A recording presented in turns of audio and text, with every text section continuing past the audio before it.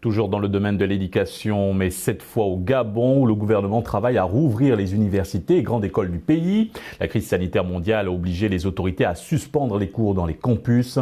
Cette situation ne pouvant plus durer, les responsables des institutions universitaires prévoient le retour dans les amphithéâtres dès le 15 juin prochain.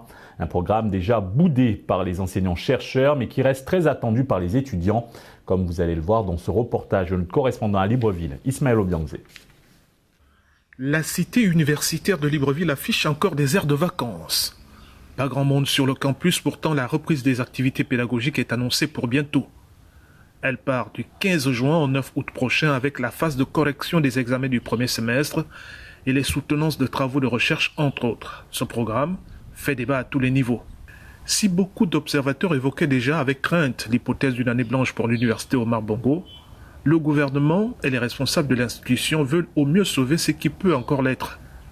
L'option du retour dans les amphis et salles de cours est visiblement attendue par plus d'un étudiant gabonais.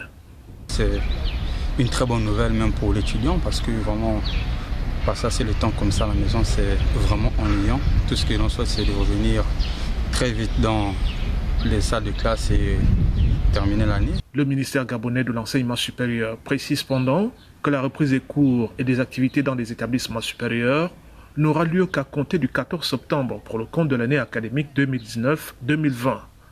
Un chronogramme qui est loin de satisfaire les attentes des enseignants-chercheurs. Il pose comme préalable à la réouverture des universités et grandes écoles la garantie des conditions sanitaires en pleine Covid-19 et le paiement de leurs vacations. En République démocratique du Congo, maintenant, une peine de